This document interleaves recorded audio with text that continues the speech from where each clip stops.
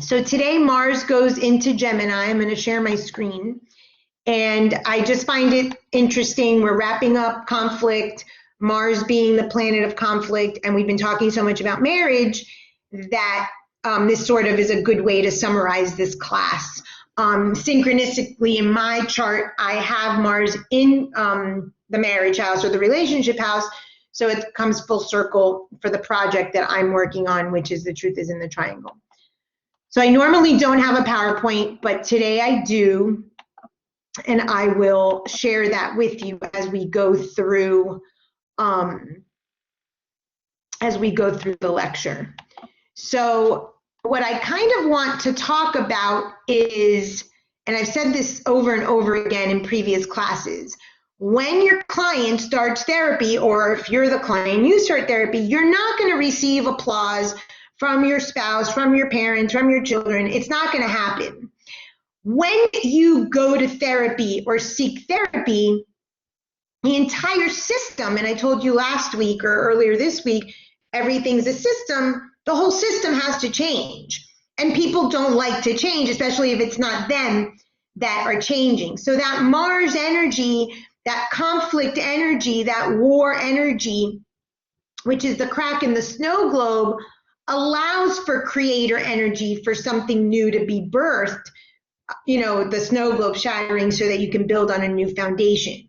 But your family and friends and spouses are not going to encourage your therapy. And that's what I want to talk about today. I'll give you some sort of mythological origins and some symbolism, and explain how to take your client, perhaps unfortunately with the resistance of their spouse. I'm using this as, because we're talking about marriage the past few weeks, your partner not supporting you in therapy, but you can extrapolate this information for your parents, your children, your friends, anyone that's in that system that's going to be forced to change as a result. Okay, so can you guys see that?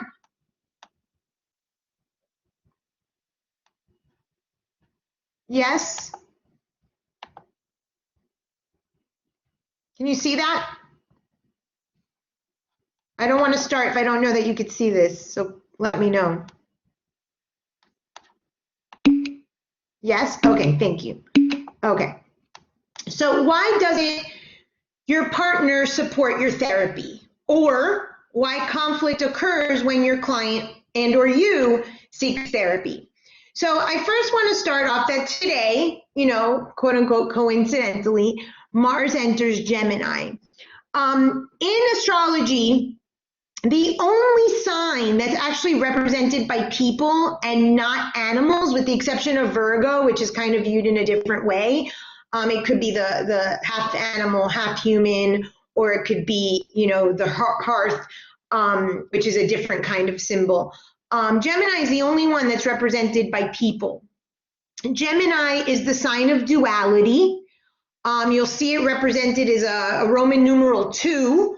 So there's like columns.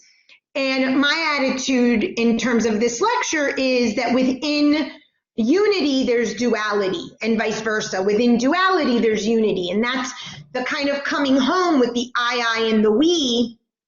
And that's the sort of, you know, coming back around with rebuilding the snow globe on a stronger foundation.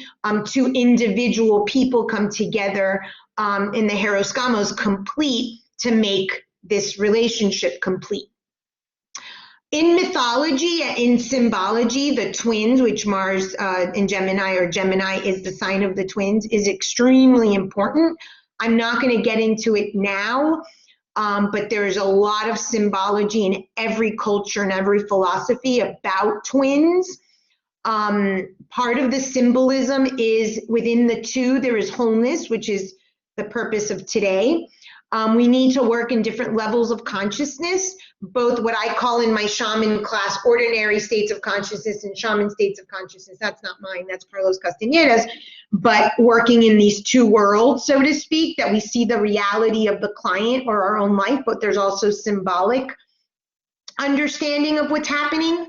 The symbolism of the pillars It could be, and I talked in previous classes about the family being sort of the important pillar of society, and one of the reasons why we look at the importance of marriage, or what marriage is defined as, because it could be a pillar in society, and the heart and mind. And in relationships, you need to unite both the heart and the mind. And I'm going to talk about some symbolism today.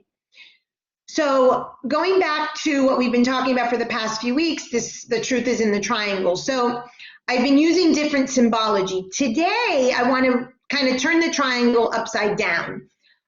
In the past, I've put Neptune down here, which is the fantasy snow globe. I've put Mars at the other end of the triangle, which is the conflict, which is sort of the crack in the snow globe, which is how you met, the fantasy, and your first fight that will lead you to self-love, and of course, love within the marriage, the Heiros Gamos and the I and the we. Today, I'm going to kind of turn it around. So I'm using the same three, but I'm putting Mars and Venus at the bottom of the triangle, and I'm putting Neptune, or the fantasy, or the snow globe, at the tippy top. So oftentimes, people will come to therapy in hopes of changing their partner.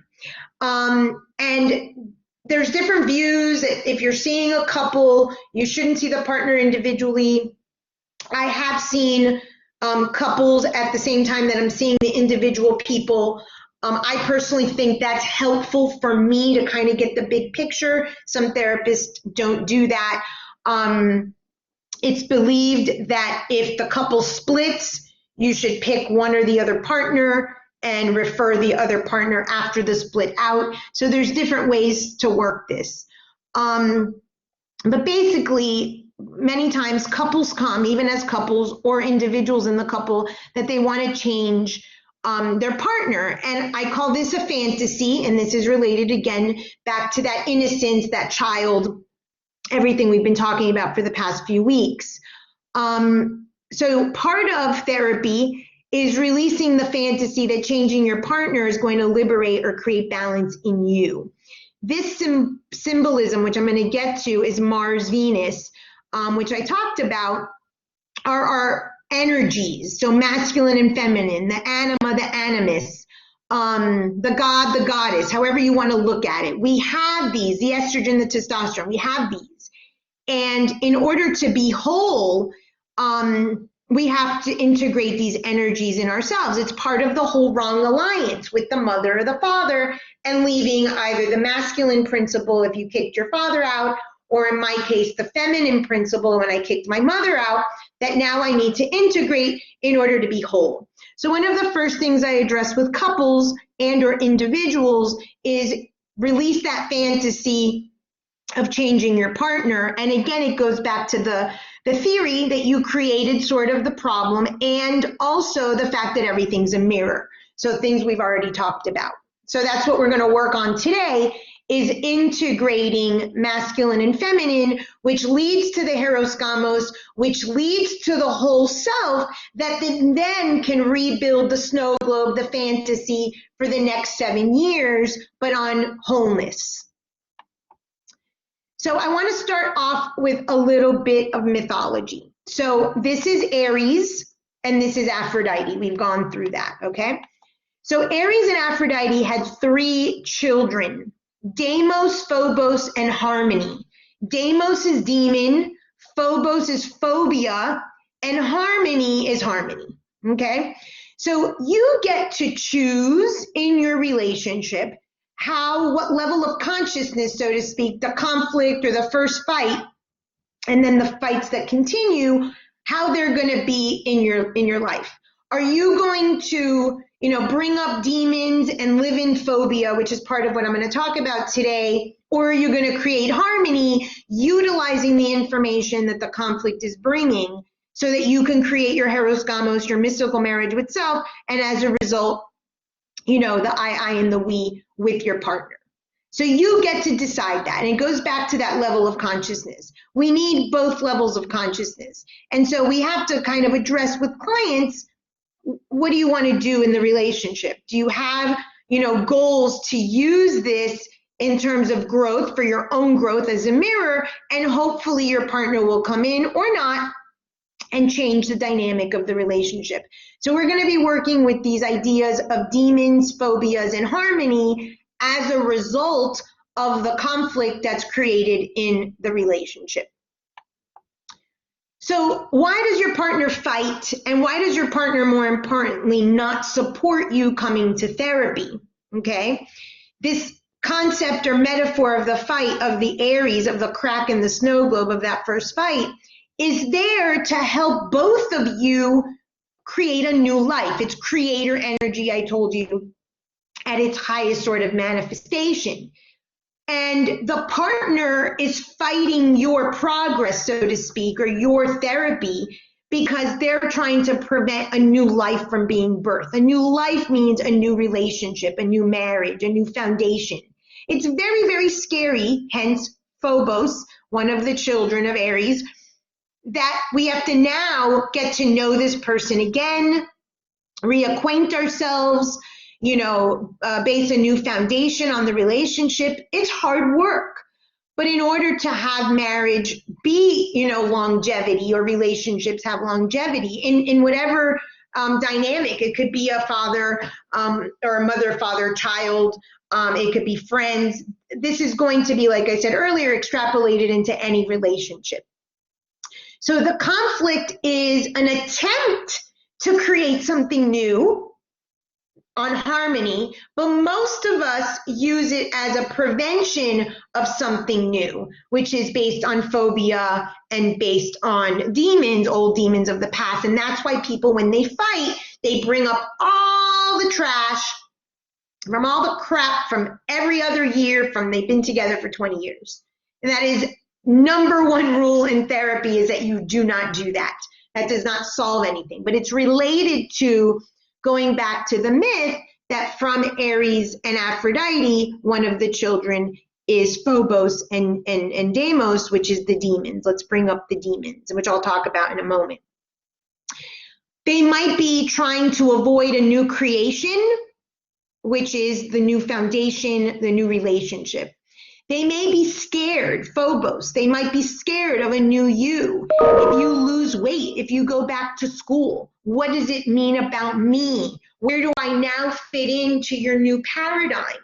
Where do I now have a place in your life if all of a sudden you've got new school friends and you've got, a Weight Watchers group and you're shopping, at Whole Foods?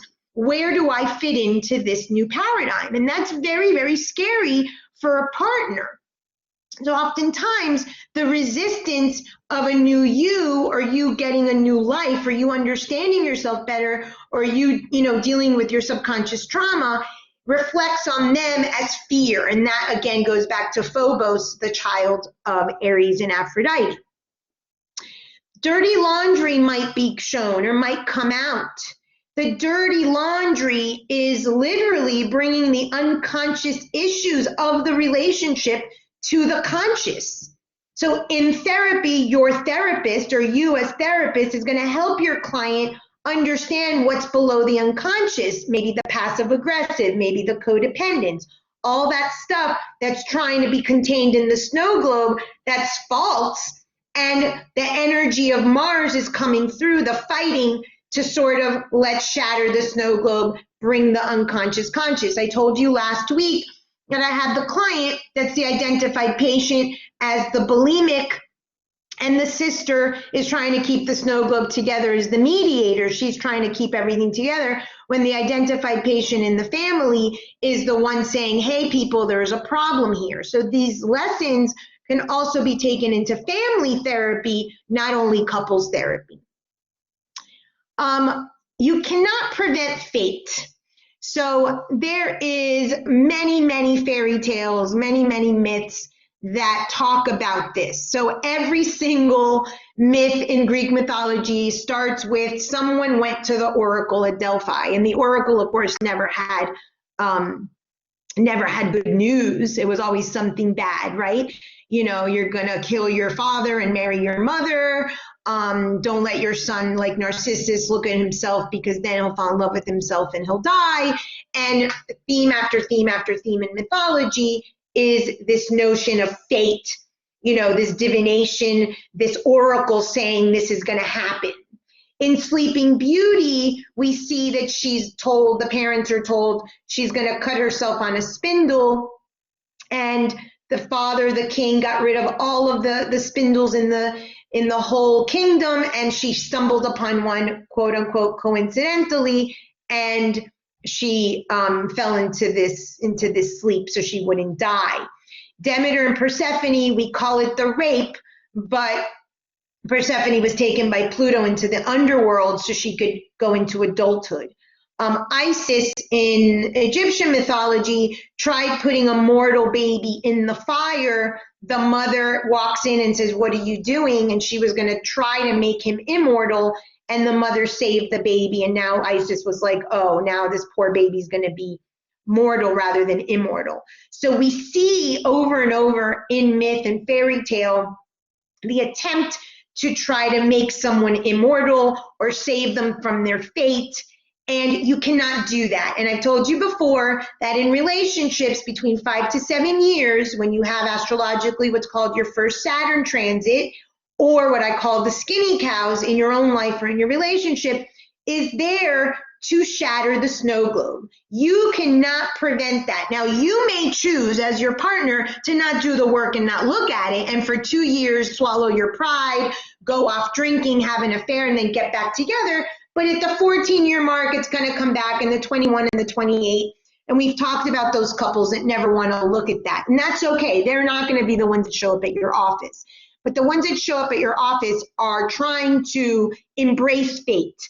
And part of fate, part of what these fairy tales and stories are telling us, is that fate is sort of an initiation, which is another word for Mars, for Ares, for fighting, for conflict, to initiate a new creation, to initiate an adulthood, to initiate something new in the relationship.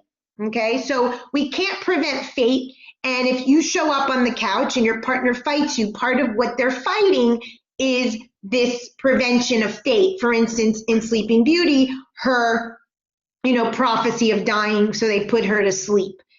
Persephone being raped, or the child staying mortal, whatever fantasy or fairy tale or myth we use, it's the same over and over, that the fates are always weaving the web of our life, and we are determined and destined to live certain things out. I've told you before, I'm a believer in part of destiny or fate or determinism and part free will. And free will is more about what state of consciousness we tackle what's placed in front of us as per our fate, what's determined for us. Okay, that's the free will we have, is to determine how we're going to look at this. And same thing for the couple. They can keep fighting and fighting and fighting, or someone can say, truce, let's shift this. Let's bring our heart into this. Let's learn from this. Let's grow from this. Let's not separate, but rather let's come together. And that's a consciousness level that's related specifically to Gemini. We fight so the other doesn't leave the fantasy, the snow globe, or the illness, the codependence, the addiction, the hallmark, or the image of safety. Okay, so going back to the Neptune or the snow globe or the fantasy, the Hephaestos, don't, fight with me or don't leave, because remember, I have accepted those parts of you that your parents didn't. I have accepted the parts of you that you don't love. I'm your savior. That Neptune glyph is a word for rescuer and savior, codependent, addict. So that's why I have illness in parentheses. It is ill. The union of you and the other is based on an illness, on a foundation of fantasy, on something that needs to be shattered so it can grow into health. Okay? It's false safety. You're not really safe in this relationship if you're being passive aggressive and codependent, and if it's based on a fantasy and no one wants to ever leave the nest. Your partner is afraid of being surpassed. One of the common themes I see in practice is the idea of competition. This is directly related to Mars and Gemini. Gemini, the sign of the twins. The twins is a symbol of being equals. There's a very famous myth of how Rome got its name.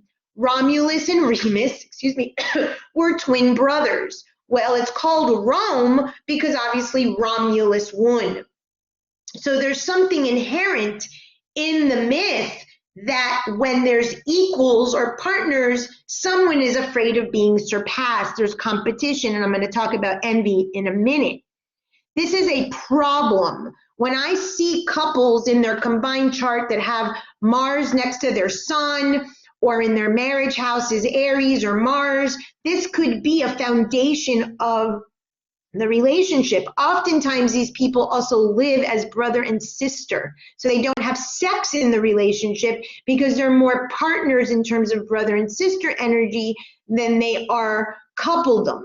This is also what I talk about, the power currency. If your partner is the overt power, then you have nothing left but to be the covert, and that's a way of competing with the partnership of the power play. So these are things that are often addressed in therapy and why your partner does not support you going to therapy. So in mythology, there is a god of envy in love, and his name is Photonus or Nemesis. Most of you know the word nemesis. Nemesis is someone that's at odds with you, someone who envies you or someone who wishes ill on you. So this god of envy is jealous of Dionysus. So Dionysus is, and I love this myth, okay? So let me kind of give you the myth and then you'll understand this little quote that I put here from, I think that was from the Theogony, but I'm not sure. But Dionysus is actually a transgender god, and he's known as twice born. And this is super, super important because this is exactly what the purpose of this theory, of this model is about. And this Mars in Gemini today that's starting, and the whole purpose of someone in the couple, hopefully eventually both people in the couple being reborn to then come back together and make the Heiros Gamos and live in harmony, which is the healthy child of Aphrodite and Venus, and Mars, rather than in Deimos or Phobos. So most people are living in phobia of their partner leaving if they come to therapy. So they put a block, and they're afraid of their demons being talked about in therapy, or their demons coming out to the surface, the dirty laundry. So that's usually why you get a resistance from your partner when you try to improve. And there, of course, is fear there, wrapped in there. What's left for me? Where do I fit into the new system and everything I just said? The higher consciousness is the child harmony. How do we utilize this crisis? How do we utilize what you learn in therapy? How do we utilize all of our subconscious or unconscious coming to the conscious so that we can live in harmony, what I'm calling Heiros Gamos, the mystical marriage, that then builds the I, and the we on a strong foundation, rebuilds our snow globe on a stronger foundation, at least for the next 7 years, until we're asked again to shatter the snow globe and cycle continues. So we need to talk about this Photonus energy, okay, that's the god of envy. Now, Dionysus is considered the god twice born. Dionysus was born, and there's several accounts, okay? And this one that I put here, it's Zeus and Semele, is the mother and the father. There's another version where it's Zeus and Persephone, which is root of incest, because Persephone is Zeus's daughter. So you're going to read different accounts of the birth of Dionysus. The point is that this was considered a divine birth, as it said here. Now Pythanos, surveying the bed of lofty Zeus and Semele's labor in the divine birth, was jealous of Dionysus in the womb. Photonos, self-tormenting, loveless, stung with his own poison, and which is what happens to your partner. They're jealous of your growth. They're jealous. They don't know this. This is all subconscious because, again, they're going to be forced to change. So what is this Dionysus? Dionysus is considered the god of wine and pleasures in mythology. When you look up Dionysus, the image of Dionysus, you'll see that you don't know if it's male, female. This, again, is the unification of Gemini, of both levels of consciousness, of Ares and Venus, or Ares and Aphrodite, masculine and feminine principle. We see this in the Shiva Shakti energy. In Hinduism, we see this over and over and over again in mythology. It is the union of the masculine and the feminine, which is ultimately the source of self-love. Once you've encountered or once you've integrated your mother and your father, your masculine and your feminine principle, again, it has nothing to do with sex or gender, it has to do with energy, then you are a birth whole. And part of our journey here is to learn to integrate mother and father so that we become the divine child in our life, and then we can move into relationships and birth that based on the divine rather than a shattered snow globe. This is super important. Dionysus is actually killed by the Titans. The Titans are these huge monsters in mythology that are like the size of mountains, okay? So he is killed, and his body, not his heart, his body is burned and eaten. They eat his burned flesh. This is very, very symbolic. In mythology, in spirituality, in symbology, in the tarot, in every source of spiritual literature, we see this idea of I am not my body. I'm the soul, I'm the heart, I'm these things beyond the material, okay? So there's symbolism here that I am not my body, or my body can die and I can take on, obviously the Jesus story, a new body 3 days later is in the resurrection, and resurrect myself into a higher level of consciousness. In the relationship, it's the same thing. We want to sort of kill the old person that showed up in that relationship based on that snow globe of codependence, of illness, of addiction, of needing a savior or a rescuer, and we want to build our client up to this healthy, harmonious individual, uniting their masculine and feminine. So this is the first part of Dionysus. So his body was burned, the flesh was burned and eaten, and the only thing that was left was the heart. It was discarded. They threw away the heart, the Titans. And Athena, and this is super, super important, Athena helped Dionysus. She took his heart and she shoved it into Zeus's thigh, which is also symbolic, and I'll break that down in a minute. Okay, so from this double birth, what we gather metaphorically is we kind of have to kill our lower level of consciousness, our value systems that usually come in from our childhood. We are not our parents, we are not that anymore, and bring in a new level of consciousness as an adult. I am now this, I am birthed in harmony, not in fear and in my demons. Again, this has to do with the integration process that happens as an adult, oftentimes through marriage, where we make the subconscious or the shadow conscious and we integrate. That's how we unify both of our parents with the wrong alliance and the discarded part of the triangle. Okay, so this myth is really, really symbolic. Then Dionysus is born of Zeus's thigh. He is twice born. Okay, but he's born from the heart. If we really want to rebirth ourselves, if we really want to rebirth our relationship on a right foundation, it has to be from the heart. It has to be from love. First, self-love that I talked about, and then agape love, love for the other, and this feedback loop between the third and the fourth chakras that I mentioned last class. It was Athena that picked up the heart. It's wisdom. It's utilizing the Ares or the war or the conflict energy that has been brought into our consciousness and switching it into creator energy, using it for something to will or volition energy, will something into existence. Athena, remember, is the wisdom born of Zeus's head. It's not Ares, born of conflict of Zeus and Hera's fighting.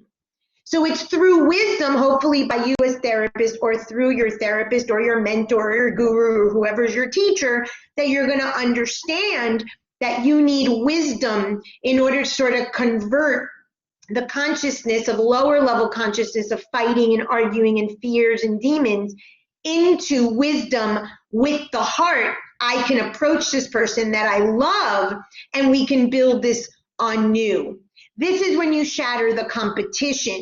This is when you stop being competitive and power struggle in your relationship, but you rather come with kindness and compassion and empathy to understand that your partner is simply a mirror of you. He or she is also a scared little child, is worried or scared to do the work, maybe doesn't have the consciousness, and you need to lead the show, and that's okay. And then you educate them, you might bring them into the counseling session, but rather than them pouting and saying, where do I fit into my partner's new life, rather integrating them in, and that takes wisdom, that takes heart.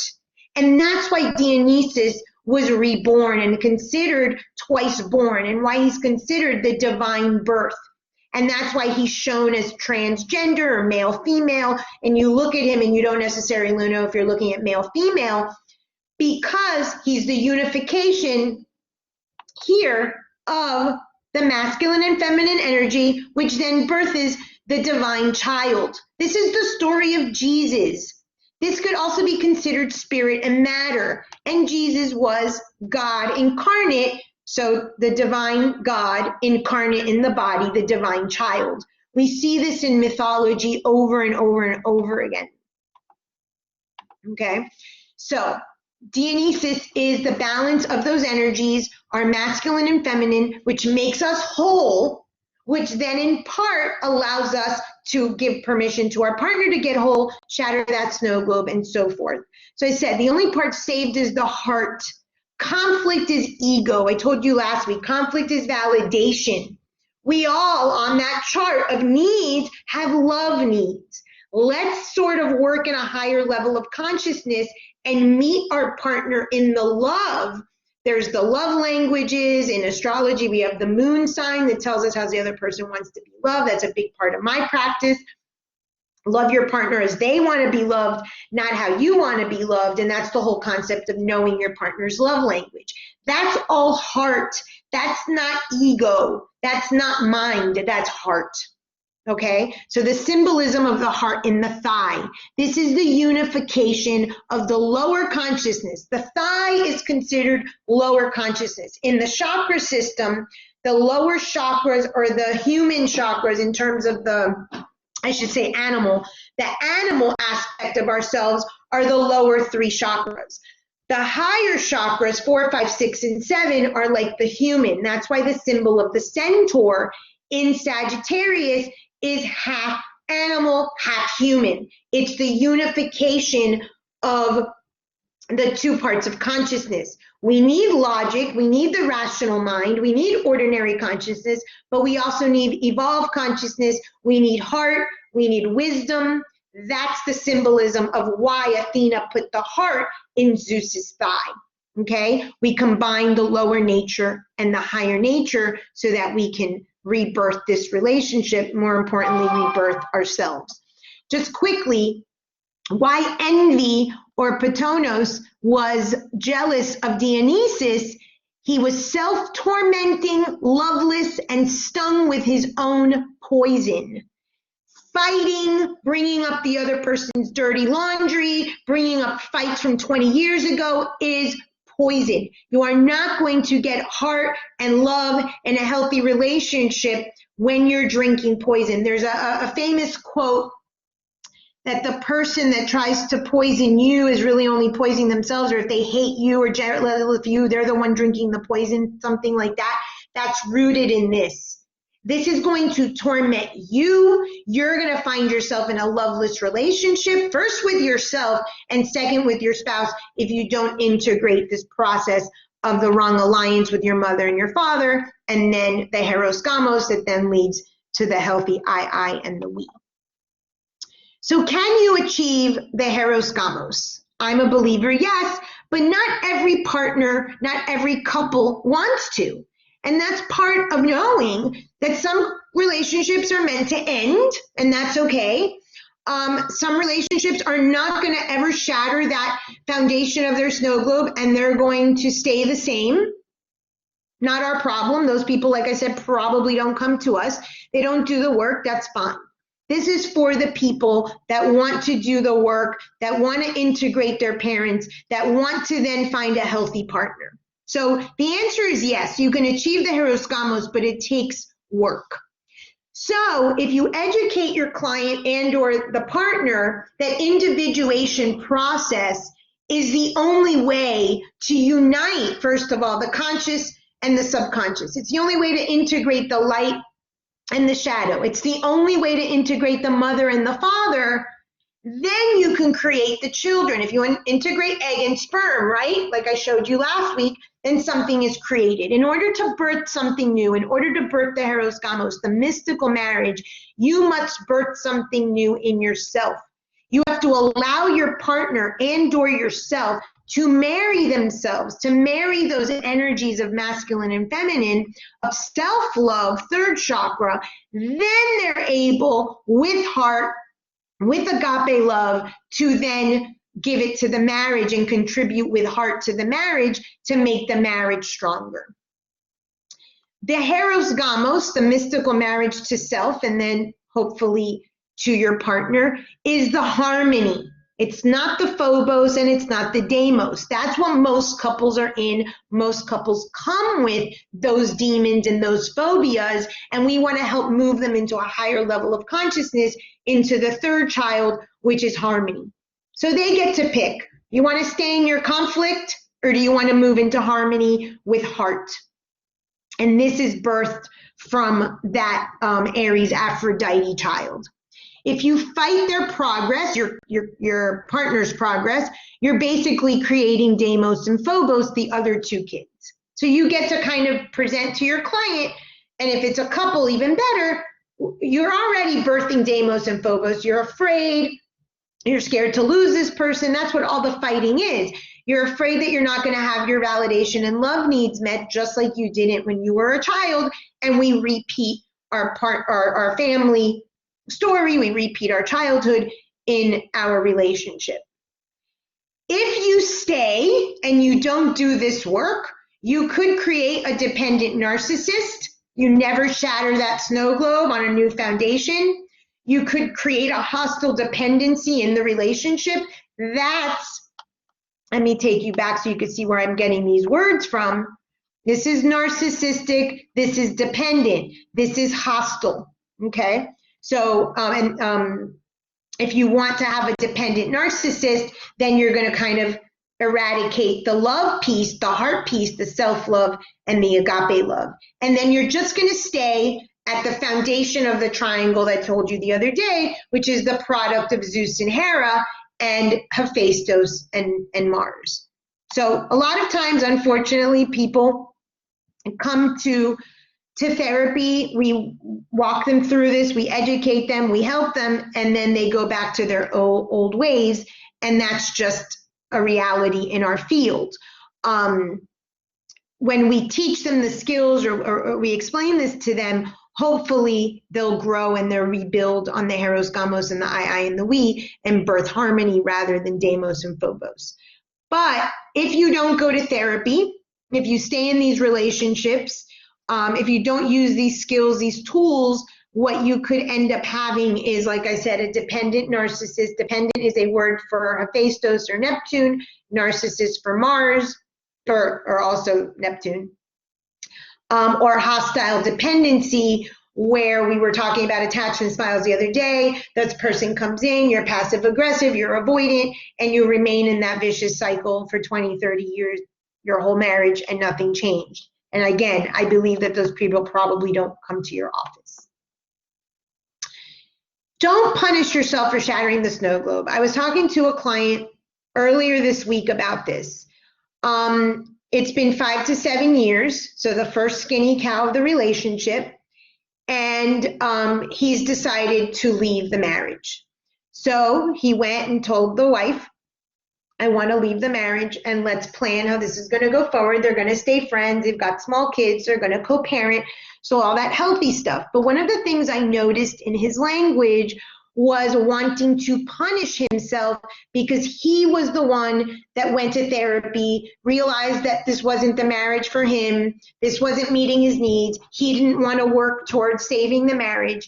And you will find that often. And then your client falls into a self-harm pattern, falls into a guilt pattern. I see this over and over and over again. I did this to myself, where we don't fight for what we quote unquote deserve financially. We maybe don't fight for the visitation that we deserve. Men oftentimes will do that. Oh, let her raise the kids. I'll see them on the weekends. And what we're doing is we're punishing ourselves for actually making change, for honoring, that we want to grow and initiate something new. And so in talking to this client, I said to him, let me take you back to your origin story. And one of the things that he said to me, and I heard the language immediately, that Neptune or Hephaestus, he's like, we were both escaping. He was escaping his single life. She was escaping her country, needed papers. They come together and they built the snow globe on escape. The first fight, the conflict, him seeking therapy to grow, he's now decided to shatter the snow globe. That need to escape is no longer necessary. He does not want to rebuild on a new foundation. They call it quits. Very typical scenario in individual and family counseling, or marriage and family counseling. So what I said to him was, don't pick up the pieces of the snow globe, the shattered glass, and start cutting yourself and punishing yourself because you don't want to, make a new foundation, because you don't want this person. I mentioned last week previously that maybe that was the lesson to learn there. Maybe that was the mirror that he and she needed. Maybe vibrationally he grew. I don't know. We can't save, because then we go into savior, and I've told you all therapists are narcissists at heart, because we were probably therapizing our parents and thought we can make a change and change the world, and we don't change anything. Don't try to save the marriage and save the client from their decisions. You guide them, you shine light, you give tools, but ultimately it's their decision. But don't let the client punish him or herself for having made this decision. Okay, you try to encourage. I'm pro-marriage. I've always said that. And I say that to clients that say to me, we don't want this to work. I tell them I'm pro-marriage. Are you sure you want to come to me? Because I'm going to try to educate you and show you that there is potential to keep going. But people don't want to. You can believe in law of vibration. You can believe in soulmates. You can believe in threadmates. You can believe in outgrowing someone. Whatever you believe in, that's fine. But don't let the client punish themselves for having made this decision. You want them to show up as an adult, because they're coming from the snow globe, which is child and innocence, and own their decision. And lastly is moving from child to adult. We're not going to talk about this today, but one of the hopes that we have with this shattered snow globe is that the innocence is shattered, kind of like the integration of Snow White when she ate the apple. This is a symbol Saturn. It represents adulthood. I mentioned it the other day. It represents limitations. It represents boundaries. It represents darkness. It represents alchemy and growing and working towards an adult self. I was watching a movie this week, and there was a scene. Owen Wilson moved his family to Asia, and the wife was very unhappy. And it's the middle of the night, and she's crying in the bathroom, and he comes in to try to explain, child, let me explain why my decision was right. And she stopped him. And I just loved this scene. It was such a scene of her meeting her needs and forcing him back to his eye. That wasn't a we moment. And she's like, I can't comfort you right now. And I just thought that was so spot on. At that moment, she needed to be an adult for herself, nurture herself, meet her own needs, self-soothe, and she could not take care of the partner. And that's part of what the I and the we is. You're whole, they're whole, and you come together to create a new we. But at that moment, she was in her I, which is absolutely appropriate. So couples and parents too, and children will often ask, How do I create this individuation or this differentiation process between my partner, my child, and myself? First and foremost, setting boundaries, another word for Saturn or adult. Have rules, non-negotiables. We've talked about this. This is part of creating that we. If you bowl Tuesday night with the guys, then don't give your Tuesday night to your partner when you're meeting from the beginning. If you need a third in the bedroom, set it up from the beginning. What are those non-negotiables? That's the rule book in my first book, but you need to have non-negotiables. Don't overshare. I am an oversharer. But I learned a long time ago, one person cannot meet all of your needs. Share with your partner, share with your children, let your children share with you. But that one person cannot have all of your needs met. That is not the point of a relationship. And couples learn this later on and on and on as they grow, as they have these skinny cow times during their relationship.